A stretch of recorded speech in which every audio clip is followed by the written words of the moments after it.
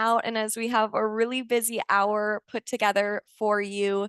Thank you so much for joining us and welcome to today's webinar, Leveraging Research to Champion Workplace Mental Health in celebration of World Mental Health Day. My name is Jackie Zimmerman, and I am the Public Education Partnerships and E-Learning Manager at MHA's National Office, and I'll be helping to moderate today's webinar. We have just a few notes before I introduce our panelists. This webinar is being recorded and will be emailed out to all registrants within 1 week. We currently do not offer CEUs, but we can provide you with a certificate of attendance. If you'd like one of those, I'll post a link in the chat here shortly that will allow you to request a certificate. That link will also be included in your follow-up email. So if you can't access it from the chat, that's okay. You'll still get it. Just a reminder, as I said, as you were joining, your cameras are off, your mics are muted. So we encourage you to use the chat today to ask any questions, make comments, or share knowledge and resources. And now I would love to introduce our speakers for today. With us, we have Taylor Adams, Director of Workplace Mental Health at MHA, Tracy Weeks, Chief People and Culture Officer at MHA, Amy Gilliland, President of General Dynamics Information Technology, and Mary Jones, President and CEO of Mental Health America of South Central Kansas. Welcome, each of you. To provide some background, Taylor is the Director of Workplace Mental Health at MHA. She leads our National Bell Seal Employer Certification and annual research surveys and reports. She's passionate about sharing concepts and practices that support employees' mental health in the workplace. Welcome, Taylor. We also have Dr. Tracy Weeks, who is our Chief People and Culture Officer at Mental Health America. She drives organizational excellence through her strategic leadership in human resources and talent management. With a doctorate degree in business administration and human resources, Dr. Weeks has been committed to fostering workplace environments where individuals can thrive personally and professionally. Welcome, Dr. Weeks. Amy is president of GDIT, one of General Dynamics' largest business units with over 28,000 employees. She has over 25 years of public sector experience, including service in the U.S. Navy as a public affairs liaison to the U.S. House of Representatives and nearly 2 decades in leadership positions at General Dynamics. Under Amy's leadership, they achieved platinum level status for Mental Health America's Bell Seal for Workplace Mental Health Award. Welcome, Amy. And last but not least, we have Mary Jones, who is President and CEO of Mental Health America of South Central Kansas. For the last 25 years, she's developed community-based service programs for people living with mental illness. Mary's leadership has helped MHA of South Central Kansas expand its services while supporting a top-notch team of community-based healthcare professionals and achieving platinum level status for MHA's Bell Seal for Workplace Mental Health. Welcome, everyone. We are so thrilled to have you all here today to discuss the latest research and how top employers apply it in practice. Without further ado, I will let Taylor take it away. Okay, thank you so much, Jackie, and thank you to all of you who are joining today. I'm trying really hard not to look at the numbers because I'm excited, but a bit overwhelmed with support for this topic. So thank you for joining us. So today, we're going to learn about Mental Health America's latest report. We're going to talk a little bit about how we can use those findings to be a workplace mental health champion. And then we'll hear from GDIT and MHA of South Central Kansas on how they prioritize their employees' mental health and well-being. Okay, so to celebrate World Mental Health Day and its workplace mental health theme, we published our 7th annual Mind the Workplace report, Healthy Workplaces Lead with Trust and Support. So with this report, we wanted to understand which employer practices and benefits best support their employees' mental health and well-being. And we also had a secondary focus on multiple generations in one workforce, and then how different work environments might impact an employee's well-being. So the 2024 Work Health Survey was available through the MHA screening website from April to July 2024, and we collected nearly 4,000 employee surveys representing 21 industries in the US. I know that Jackie's going to be sharing some of these links in the chat, but I have it on the screen as well. Wait till after the webinar to please, I encourage you to download the full report because we're just doing a very high level overview of some of these findings today, and there's a lot of information that's in there. But the main thing that we found is that when employers invest in structural high impact practices, employees report more positive experiences of belonging, psychological safety, and empowerment in their workplace. So let's get into it. So what's our baseline and how are our employees managing overall?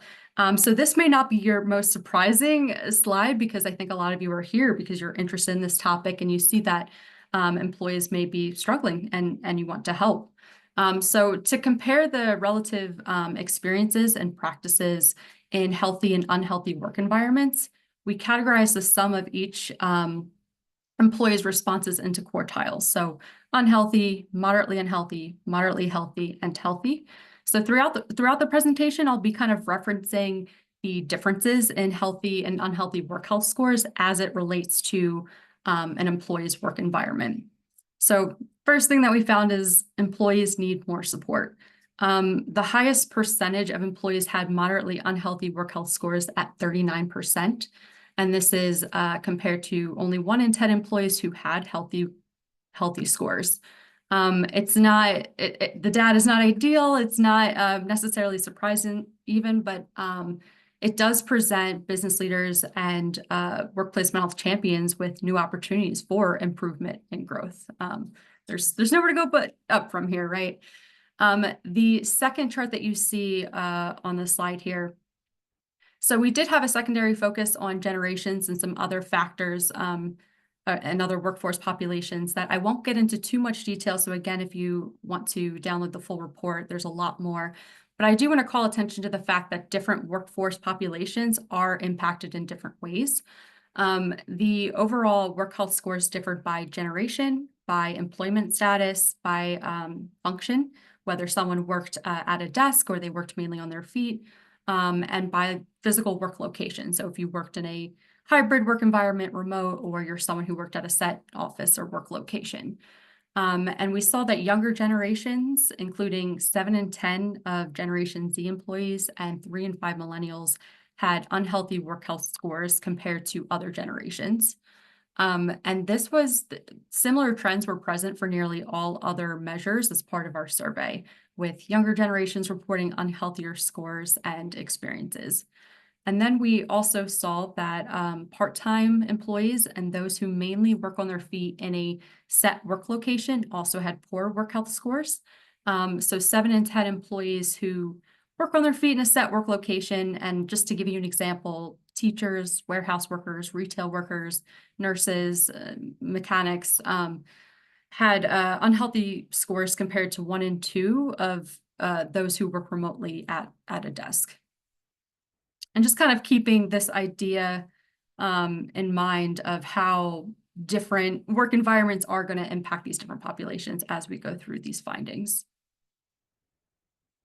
Okay, so let's talk about the impact of work stress on employee well-being. So most employees report that work stress impacts their sleep at 76% and their relationships at 65%. However, and I find this to be the most striking and exciting, but that degree varies greatly depending on the overall work health scores and work environment. So if you see these two set of columns, these are the two measures where we ask about sleep and relationships. The purple column is going to be the percentage who agreed with each statement overall out of that nearly 4,000 sample size of employees. But for the first survey item, 90% of employees in unhealthy workplaces agreed that stress affects their sleep, compared to 44% in healthy workplaces. And then for the second item, 88% in unhealthy workplaces agreed with the statement, compared to 25% in healthy. So this tells us that there's a lot you can do as a workplace, a business leader, a mental health champion to influence the impact stress will have on an employee's well-being, depending on the environment you create. And we'll definitely talk about what some of those solutions could potentially be today. Okay, so a lot of the charts are going to follow this pattern, so you can see the differences between the healthy and unhealthy work environments. Um, but next thing I want to focus on is psychological safety. So creating a culture of support starts with the people that you interact with regularly on a daily basis. This will be likely your direct manager, your direct reports. This will be your peers and your team. And we had several survey items focused on psychological safety, including feeling a sense of belonging, feeling confident in expressing your opinions openly with your peers without fear of judgment or repercussions, and trusting that your manager and team would support you and your work activities. So we found that developing supportive people managers can help improve psychological safety. So for employees who felt a sense of belonging, and this was a measure that was strongly correlated with overall work health scores, 95% strongly agreed that their employer invests in developing supportive people managers. And then in workplaces that provided people management training, 80% of people said that they trust their team to support them. And if you look here, the last set of columns, only 63% on average had reported this. So that number increases when you add something like people management training. And then 72% of those felt a greater sense of belonging compared to that average of 57%. So it certainly makes a difference, the types of things that you offer as an employer, and psychological safety does start at that team interpersonal level. So why is psychological safety important? It's because this will help inform what kind of programs, benefits, policies that you'll invest as a business leader. Um, Employees with higher rates of psychological safety feel more confident advocating for their or others' needs at work. So of employees who felt comfortable expressing their opinions openly, 87% strongly agreed that they felt like they can advocate for what they needed in the workplace. And this is really important because employers who understand their workforce's needs can provide the most appropriate and effective benefits to them. So, of employers who agreed that their employer's benefits met their needs, 81% strongly agreed that their employer made changes based on their feedback. Um, so there's a couple of layers here. There's creating that culture of psychological safety among teams so that they feel comfortable and confident to voice their opinions and provide that feedback on how an employer can improve.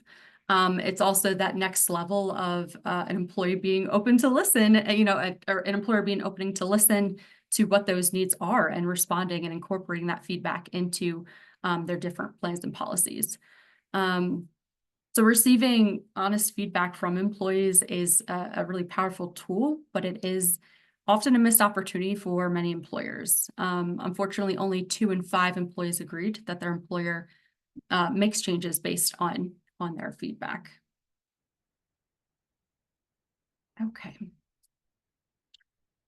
So there's a lot of things that kind of have to be working together to get to this point, but employers who do value employee feedback, the areas that they invest are in having clear and transparent communication at all levels and developing supportive people managers. And these 2 measures were the most strongly correlated with our overall work health scores, and it came up again in the different findings that we have. So of those who agreed their employer makes changes based on their feedback, 85% strongly agreed they encourage transparent communication, and 91% strongly agreed that they invest in developing supportive people managers. And again, unfortunately, fewer than half of employees are in workplaces that support these practices. So you can see on the 2 charts here for clear and transparent communication, only 47% agreed with this, and 45% agreed for developing supportive managers. So there's a lot of room for improvement, but again, looking at the variation in work health scores and work environments, there's a huge divide. And I think I found what's really interesting is not necessarily between unhealthy and healthy. If you noticed at all with the charts, the orange and green columns here, so this is between moderately unhealthy and moderately healthy. Those numbers for almost every measure double plus. So there's a clear division between those employers who are committed to creating these mentally healthy workplaces and those who aren't considering how they can implement these different practices, because that's a huge divide in what we see there. And I feel like I will continue. You'll get sick of hearing me say supportive people managers throughout this, but I really I do really want to focus on these points. Um, but last finding I want to share with you as part of the report, and then we'll move on to more of the solutions, is that the benefits with the greatest potential for impact on employee well-being are the least invested in by employers. So we did ask our respondents to indicate which benefits, policy programs that they're aware that their employer offers. And we had a series of like 15 to 18 different things listed. So I'm only showing you a few of them here. And I did pick ones as it relates to people management and communication. So, but what you'll see is that employees reported that the most commonly offered benefit in their workplace was an employee assistance program, or EAP. And this is at 62% said this. And then the least commonly offered policies and programs were mentorship program at 16%, transparent compensation policy, 17%, and people management training at 20%. And then if you look at the chart on the other side, this line graph here, so we looked at the top 25% of the healthiest workplaces and the bottom 25% of the unhealthiest workplaces. And what you'll see is where EAP is listed, that was offered at comparable rates in both healthy and unhealthy workplaces. There really was no difference. The biggest discrepancy in what wasn't being offered in unhealthy workplaces but wasn't healthy. And that's with the transparent compensation policy, people management training, and mentorship. So these are potential things that an employer can consider to help improve supportive people management and having more clear and transparent communication. Okay, so I do have, I apologize, I'll be spending a little bit more time on this slide because I have a lot that I want to share. But if you are a business leader or a mental health champion, there are a lot of different ways that you can contribute to creating this culture of trust and support. Here are the three main points that we've kind of touched on a little bit, but I do want to share some specific examples from other employers. So all the examples that I will be using today are from the employers that participate in our Bell Seal program, including the folks that you'll hear from in just a moment. So these are real organizations that have implemented these things to help contribute to that, creating that mentally healthy workplace culture. So first thing, understanding your employees or peers' needs and providing various channels for and opportunities for employee feedback. So some examples include, this might be an obvious one, but administering organization-wide surveys like engagement surveys, organizational climate assessments, or benefit satisfaction surveys. Another example is, and I really love this one, is collaborating with employee resource groups, or ERGs, or they call them business resource groups, affinity groups, to receive feedback from various employee populations. And if you remember earlier, I mentioned different populations are impacted differently. So that could be a really amazing tool to work with your ERGs and trying to solicit that feedback and understand what's most helpful in shaping your policies and programs. Hosting organization-wide town halls or listening sessions with leadership. This was a practice I think was very common during the pandemic, but I think it's still a really good practice to continue to make sure there is that open line of communication with leadership. Providing either a virtual or a physical suggestion box in which employees can submit anonymous questions or feedback. And this is the important part that is then later incorporated in discussions with leadership in those leadership meetings.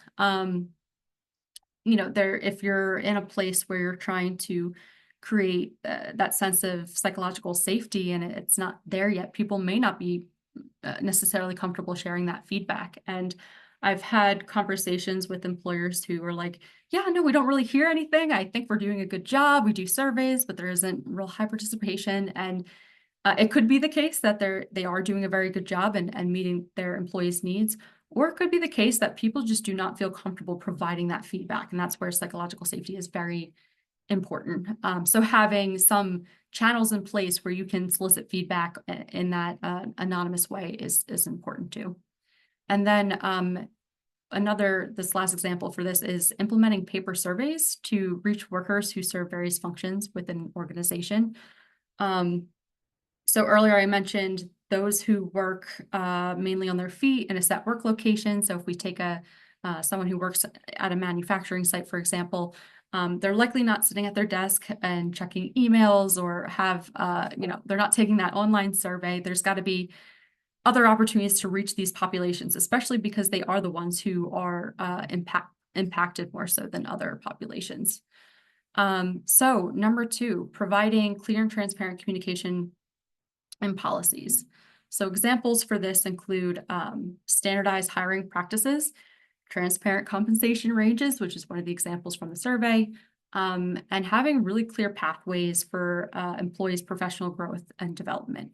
That is, if you keep up on what's happening, especially with the multiple generations in the workplace, the thing that I keep hearing from younger generations is just wanting really clear guidance around what their future looks like at an organization and how what they do in their efforts contribute to the organization's mission and goals. So that's part of providing that clear and transparent communication. Providing clear guidance on how managers can best support their workers, whether that's recognizing their achievements, supporting their professional development goals, offering emotional support, and providing referrals to the appropriate resources, having very clear guidance about what that looks like for your workplace and your culture. One example from an employer was having team agreements that supports alignment across teams on how they collaborate, how they connect, how they communicate, being very, very clear about that. And then having well-documented and accessible policies and procedures for anything from benefits enrollment, requesting time off, requesting accommodations for a mental health condition, or reporting grievances. And that could be as simple as just streamlining the online platforms, streamlining the forms that employees have to complete, reducing the number of steps as part of the process to just reduce some of those barriers for employees who need access to different types of support, especially if you're already in a bit of a vulnerable position and requesting accommodation or needing additional support, making that as easy as possible is part of that clear and transparent communication piece. And then last but not least for this one is having resources, a program, or peers who help employees access and navigate their healthcare and benefits. Personally, I've worked for a mental health nonprofit for a very long time, and I still sometimes struggle trying to get access to the right care. It could take several phone calls. They're not accepting new patients. They're not actually in network. It's very challenging for people. So one trend that we see with employers is that they are kind of ramping up the resources they have and helping people navigate just what sometimes can be very complicated with their health insurance and other benefits. And then the last bit here before I turn it over to Dr. Weeks is number 3, developing fair and supportive people managers. I don't know if you can tell, but this is personally my favorite. I love talking about this one in particular because there's so many different things that you can do, and it's such a large area of opportunity of things that you can be doing. So some examples for that include outlining expectations all managers must follow, such as routinely meeting with their direct reports, evaluating the workload, and setting very clear and realistic expectations for their direct reports. Another example is providing managers with ongoing professional development opportunities like coaching and mentorship, making sure they have access to training on skills needed to be supportive and effective. So things like emotional intelligence and addressing employees' mental health concerns with acute stress or burnout. Another example is establishing a collaborative performance review process that allows employees to provide feedback to their manager. Like everything else that we've talked about, these are relationships. It's a two-way street. So having opportunities for bi-directional feedback are very important. Recognizing employees' contributions through various either systematic or organic means, awarding them for their contributions towards an organization's value and mission, recognizing work anniversaries or longevity at the organization. And then final piece, or example that I have for this one is holding managers accountable for fair and consistent treatment of employees. Because that's often what you hear is one team operates this way, another team operates this way, and it kind of lacks the guidance and structure, making sure that managers are truly being supportive. So this could look like assisting with how policies should be interpreted and put into practice. And one example I love is pairing accountability buddies. So having peers or people at the same organizational level who are kind of checking in with each other to make sure they're checking all those boxes. And I do apologize, I crammed in a lot there, but there is the recording. So of course, if you want to go back and review any of those things that I mentioned, or if you have a question about something you want me to dig into deeper, I'm happy to answer that at the Q&A. But I'm really excited to turn it over to Dr. Weeks so she can kickstart the conversation with Amy and Mary. Thank you so much, Taylor. I really consider it a privilege to be able to work as a people person in an organization like Mental Health America, because they put up with all the things I want to try just to make sure that we are holding ourselves accountable to a healthy workplace. And so I'm so honored to invite Mary and Amy in for this part of the conversation so that we have an opportunity to learn from others who are kind of trying these things in your organizations and how it's working, what's working for your people. So I'll start off so we can kind of have a rich discussion here. And both of you will have an opportunity to answer because we'd love to hear both of your perspectives. So first question, tell us how your organization has invested in creating what we call a culture of trust and belonging. And furthermore, how has this supported your employees' mental health?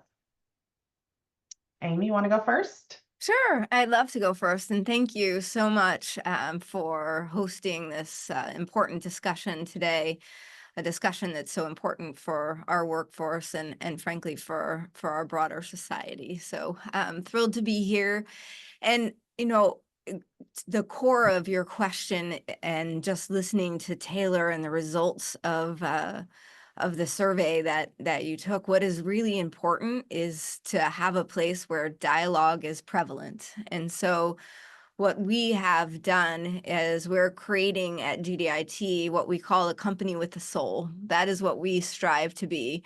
And a company with a soul is one, to Taylor's point, where you do hold people accountable, but you are empathetic leaders. And so we have made it a expectation of our leaders that they lead with empathy and understanding. And part of that on the mental health front for us is a campaign that we started called How Are You Really?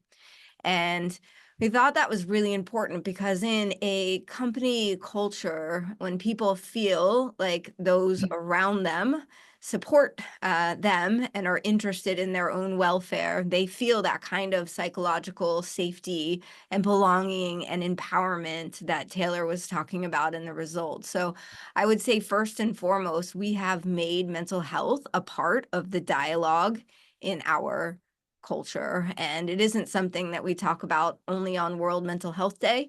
We talk about mental health quite frequently. And this campaign, which people can find on our website, Maggie's going to put it in the chat for us, has been an important tool. And I can talk more about that later.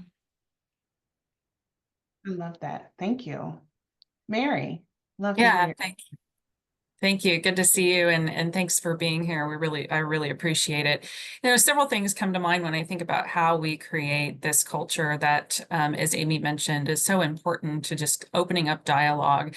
And one of the steps we took was in making sure that our supervisors and leaders have leadership training. Our Kansas Health Foundation and Leadership Center, we got some grants from them where we were able to send almost 50 people at this point through programs like Where Everyone Leads. And what that really does is open up the dialogue of it doesn't matter where you are in the organization, you have a place in starting the conversation and being part of the conversation.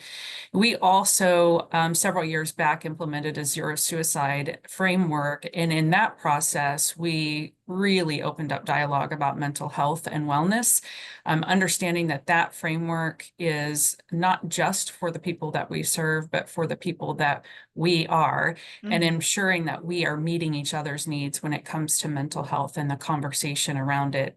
And the third thing I really point to is we have taken the national survey and brought that into our organization on workplace mental health and surveyed our employees and identifying the problems or the areas of strength. And the things that we're seeing that we're really proud of are that we have 75% increase in participation in that survey, that we take that feedback and then create actionable items from that about what can we do next? How can we respond?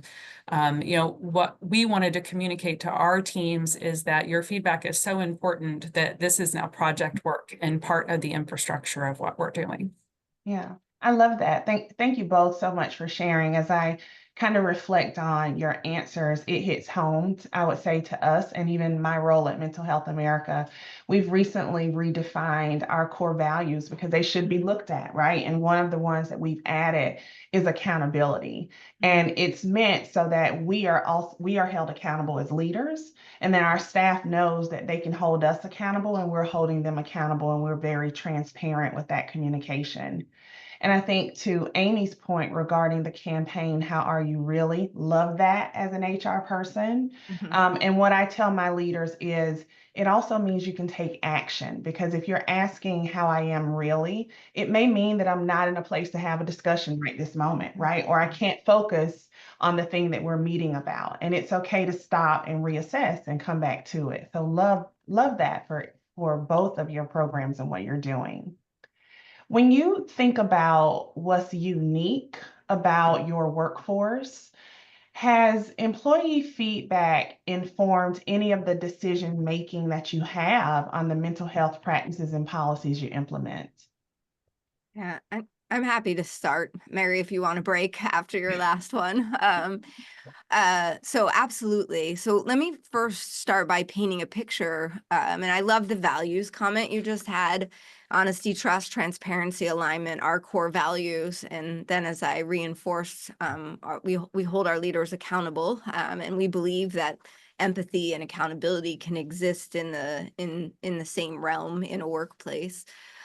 But thinking about what is unique for us, we are a national security and federal services contractor. So cutting edge technology, missions at the forefront. We have people serving all over the world in places that you read about in the news. And so there's a lot of stress in their environments. We're very aware of that. And I have a lot of veterans in my workforce. I also have 14, 15, 16,000 employees that have security clearances. Wow. And in both of those demographics of employees, a third of my workforce are veterans. There is a general stigma around talking about mental health. Those with security clearances worry that their clearances will be taken away from them, which is not true. I should highlight here, and we've had a campaign to educate people on that. And, I was former military, and there's just a culture there that you don't talk about problems, you just get the mission done. And so we have been over the top communicative about the fact that you can talk about your mental health challenges. You can raise your hand and say you're not okay. And it doesn't matter if you're a veteran or if you have a security clearance, you can't deliver for the mission, which is the important job that all 28,000 of us have every day, if you are not bringing your best self to work. And so to the second part of your question, being able to support employees when they do raise your hand, because you make a great point. Like, you raise your hand and say, hey, yeah, I'm not okay. Well, then what do you do with it? And so our employees have been very vocal in helping us create, what do you do next? And one of those is, and I've seen in the chat here, people are asking for, how do you talk to a manager that may be awkward? This is okay. I have the courage to come forward and say, I want to talk about this, but I have no idea how to have this conversation with our manager. On that website I mentioned before, we have literal guides about how employees can have that conversation, how managers can have that conversation. So that's one piece of feedback. We have evolved, to Taylor's point, our mental health resources. What people need now is different than what they needed 5 years ago, and we have to continue to evolve them. So they've said that they want to be able to talk to counselors from their desk. Some of our folks don't have the time in their lives to go to somebody's office, or they want just an app on their phone that they can have access to, like a Headspace, to be able to have a calm moment, for a minute.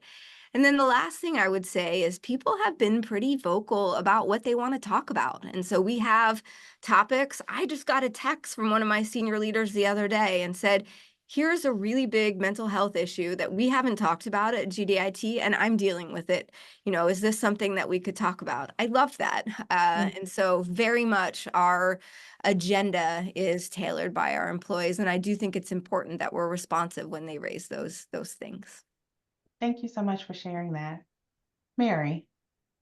Yeah, great. Thank you. I loved hearing that dialogue from Amy, because when you think of the scale of her organization versus our organization, just under 200 employees in a mental health space, our demographic is wide ranging. We have a diverse workforce, small, but also serving, kind of more entry level positions or direct service providers, peer supports. We have our own facilities team all the way through, therapists and psychiatrists on staff. So we have a broad range of people that we're serving. And so when we think about how we can make like a win or an opportunity to listen to feedback and directly respond to that, one of them is in helping our managers have that dialogue.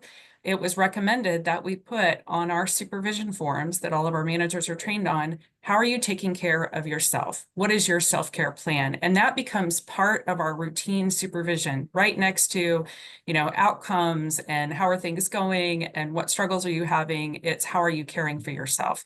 And I think that in and of itself creates this opportunity to have a lot of dialogue around how people are doing. We've also implemented stay interviews, which I think are an important feedback loop for us. Helping people understand what is it that's keeping you here and how can we facilitate more dialogue around that. One of the aspects that came out of one of our surveys at one point was employees saying, we don't have a space that's our own. In our buildings, we are recovery oriented. We are working side by side and living side by side with the people that we serve.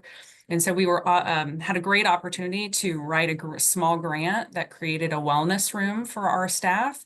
It is separate from all the other spaces, and it has two features. One is a separate place where you can get a coffee and a drink and that kind of environment, and then a wellness room where we have yoga mats and mindfulness apps and connection to an online exercise and mindfulness connection. So we've tried to really take concrete things that feedback and make them live for our staff. Thank you both so much for kind of sharing realistically what you are doing with the feedback you're receiving. And it's also nice to hear it from organizations of different sizes, right? Because some of these things may be out of reach for some of us and some of us in our organizations, but there's always something we can do at every level. And I would add, who is your wellness advocate in your organization? When you think about if you're struggling or having a hard day, who do you go to? That's not always an HR person. It may be a peer, right? In my organization, I have a tagline, don't suffer, see me. So people know, just come see me. We can talk through it. Let's talk about it. And no topic is offhand. But it's really helpful when we think about transparency and some of the things Taylor has introduced is what people want and people find value in. Just having the opportunity to talk without judgment can get us a lot of places. So I love that. Thank you both so much. So I want to transition to this question regarding people managers, because we hear so often people don't leave places, they leave people. So Can you provide one or two examples of how you have focused on developing a fair and supportive leadership in your organization? How do you support or make sure your people managers are supportive? Yeah, I'm happy to kick it off here, Mary, unless you want to. So first of all, I love, I may be on your doorstep, Tracy, so, better watch Come out on what up. you ask for. But I just want to reinforce that point that you made, that mental health is not an HR problem. It is a whole of the team issue. And I also love Mary's focus on taking care of leaders. I think that's so important, Mary. And so to answer your question, first and foremost, I would say it's really important that the leaders model the behavior. So, you know, if you're going to ask your people managers to do this, they have to see their people managers doing it also. And so it can be really easy to advocate and really hard to do. So that is one thing first and foremost. We just create an expectation that our leaders are checking in on their leaders. And particularly during COVID, I mean, everybody was dealing with, there wasn't somebody that wasn't dealing with, everybody was dealing with a lot. And so we've really carried that forward. Now, we in January of 2022, I guess 2023, sort of COVID was starting to maybe kind of be behind us. At least we weren't talking about what variant was out there every day, but really focusing on, okay, what does the world look like now? And what we saw was this multi-generational workforce you've been talking about. That is so important, right? With many different needs. Part of that workforce for us, 38, 40, 45% have been working at the company for less than 3 years. They've never actually met some of their colleagues before. So you have a workforce that is really just entering. You have another part of your workforce that needs different things. So we also had different workforce posture. Some of my employees have to be side by side with the warfighter every day. Some of them are hybrid or remote. And so leading in that environment is very different. And so this reality that being a people manager is different than it was before. We coined 2023 the year of the people manager. 2024 is the year of the people manager part 2, and committed to putting all of our leaders through a class. And this was a class to equip them with tools to deal with what it is to be a people manager today, realizing, hey, we want to make your job easier because, to your point, Tracy, people leave people, not companies. And that is our first line of taking care of our most important asset. And one of the topics on the agenda of that leadership course that now all our leaders have gone through is mental health. And how do you have these conversations? We also mandated everybody have a career conversation, because to the point that Taylor was making before, people want to know that their organization is vested in them and that they have a career trajectory. So, just a couple of examples in that people manager focus. Yes, they had to do leadership class. It wasn't a one and done. We have twice a year people manager summits, once a month conversations about topics our people managers tell us matters to them and could help them. And then we do have quarterly town halls where we bring our leaders and you can ask us anything. So trying to create a culture where there is a lot of conversation. Thank you so much. Awesome. Mary. Yeah, great. Similar things in terms of how we initially got our leaders trained, and that reinforcement of training is so important because, as Amy said, it's not a one and done. It is a continuous education process. And I want to echo also, one of the things that's important to us here is that modeling of behavior. And so, our leadership team is always trying to set an example of how are we going to treat people in a way that's kind and fair, and ensuring that everyone feels heard.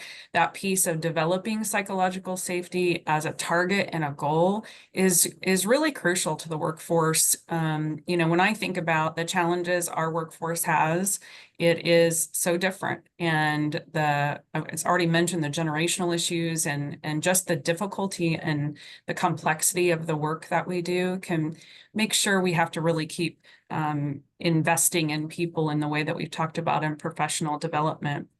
I will also say several years ago, our leadership team decided on their own they wanted to bring in Brene Brown's work on Dare to Lead. And so we talk about accountability, transparency, and vulnerability consistently in our work, whether that's static on a meeting agenda or through those supervision process forms.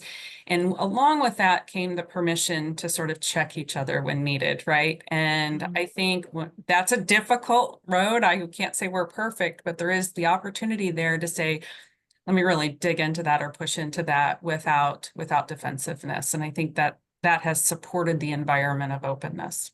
Yeah, and it gets easier with trust, right? And that's where psychological safety comes in. If we realize we're not here to hurt one another and it's not personal, that we're moving towards the same target, having those hard conversations becomes a bit easier. And one of the commonalities that the two of you just pointed out is that in training people managers and arming them with the skill sets to be great to people, it's about consistency. It's not a one and done. It's not, I'm going to train you once a year and then you're set. No, because there are bumps in the road and we have to be able to change and adapt as things go on. Here at National, we've recently started our learning journey, our 6-month learning journey. And even though we may be great managing individually, what we want is a collective identity so that our employees know what to expect, consistency, so that if I go to Susie or if I go for Tracy, the answer is the same, the treatment is the same. So I love the things that you both have put in place. I think moving to one of our last questions, because we want to give some prudence to the questions that are coming in the chat, and there are a lot rolling in.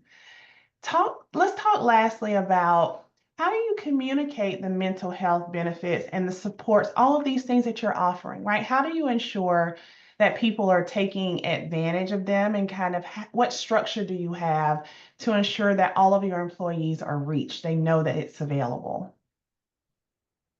I think just going back to what you said, all the time, being deliberate and consistent, people are just as apt to expect me to talk about mental health as they are to expect me to talk about business results. And when I'm out visiting employees, one of the questions I'll always ask is, who's heard about the How Are You Really campaign? And so we're encouraging that kind of dialogue at all levels. I would tell you also that our employee resource groups have been an important part of that. And the employee resource groups have also, and we have them for all different kinds of similar affinities or experiences or backgrounds. But what they have helped us do is to channel conversations that may be particular to a group. Mary, you have such a diverse workforce. Same here. And earlier this year, when the results, for instance, came out about emphasizing how younger Americans are really struggling at levels that are previously maybe not understood with mental health issues, the first thing we did was work with our early career employee resource group, which is called Aspire. And we put on a town hall, not a town hall, a lunchtime discussion on mental health issues in early career employees. It broke the internet at GDIT. We had so many people come, and that is a way to build trust. Employees see that you see them and that they're an important part, and they really appreciated that discussion. One thing today, GDIT is just reaffirming our commitment to the importance of mental health in the workplace.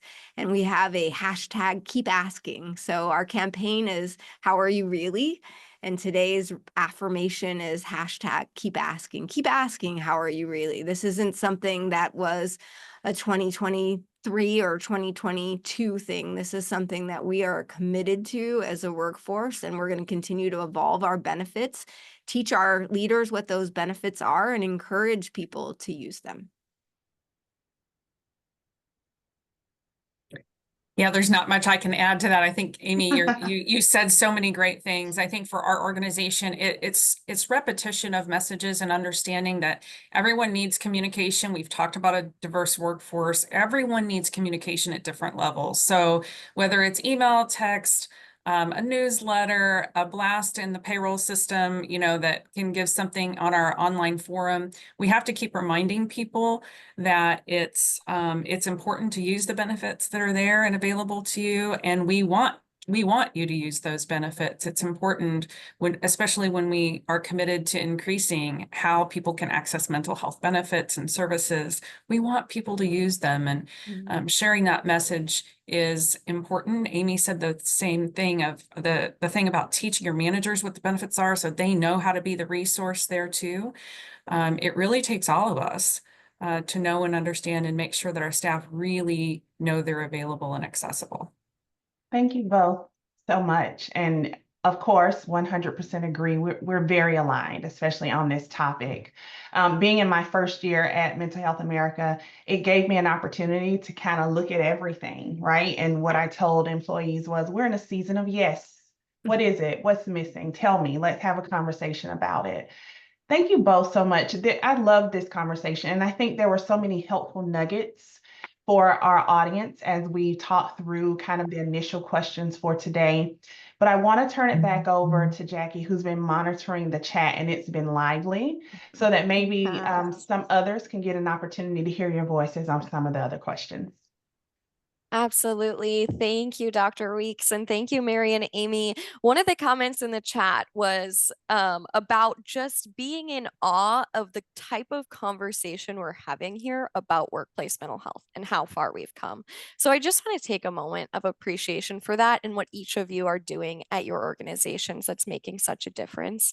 Thank you. And thank you, everyone, for your awesome questions. There have been so many, but I think one that keeps popping up in different ways is really about this manager level. People saying that, how do you navigate conversations with senior managers or managers that aren't understanding mental health or are dismissing it? And I think each of you have kind of really instilled this importance of mental health from the top down. So, what has that looked like for each of you to kind of help get that message across for everyone so that your organization can be on the same page of supporting employees? I'm happy to start. I think, part of it, Jackie, is we have a hand guide for everything, it seems, these days. And so, having the kind of cliff notes on how you have that conversation and helping our managers understand this is a hard conversation and not everybody is going to be able to have it the same way. So you're not a mental health counselor.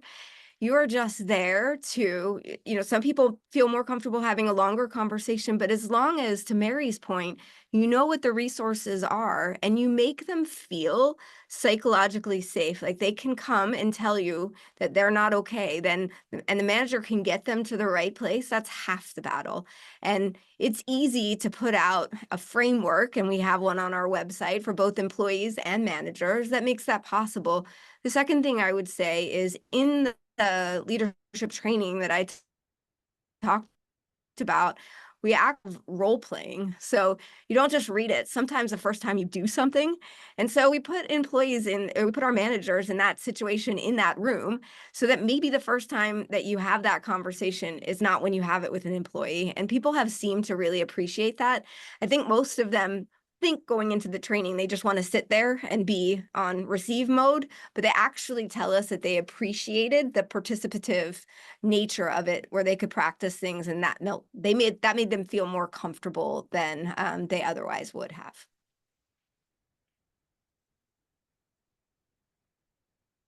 I would just add really quickly, I think it is, Jackie, so much of that modeling of behavior and ensuring that there's not a wrong conversation. The only conversation that's wrong is not having one. And so the way we can just continue to reinforce and reiterate, and people will see me and my leadership team having conversations, asking how employees are, not just what's going on, but how are they?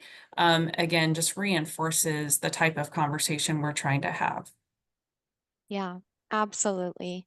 I'm going to sneak one more quick question in. I know we're right at the end, but I'm going to do it. Um, I had a few questions here about how to handle situations where employees don't believe the company is supportive of their mental health or their authentic true self.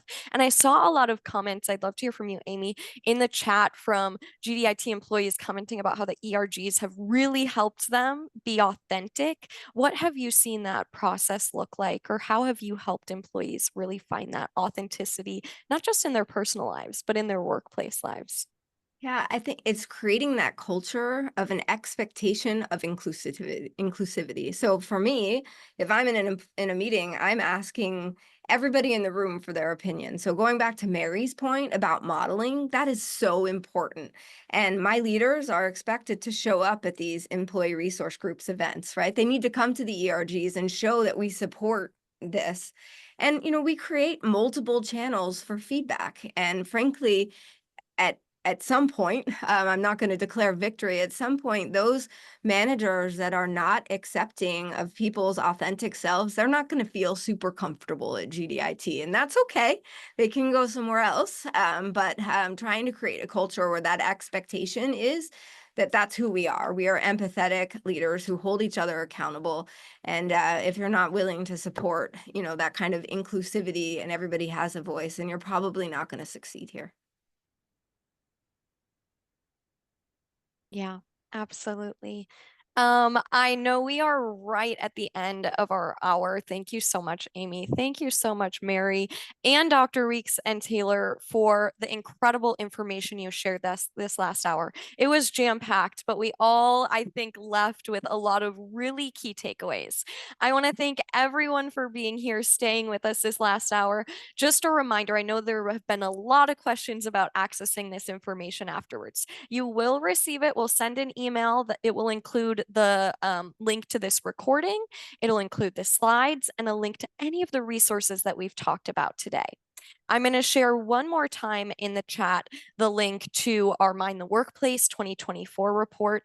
I encourage you to learn more about MHA's workplace mental health research and download that report, spend some time exploring it. And one last reminder, when you exit the Zoom today, there will be a survey that will pop up. Please click that link, spend a little bit of time giving us some feedback. You'll receive a 10% promotion code for the MHA store. We really want to hear your feedback from today so that we can continue providing these really engaging discussions for you. We hope that you found today valuable and that you enjoyed spending an hour of your World Mental Health Day with us. Thank you again to our speakers. Thank you all for joining. Have a lovely rest of your Thursday. Thanks so much, everyone.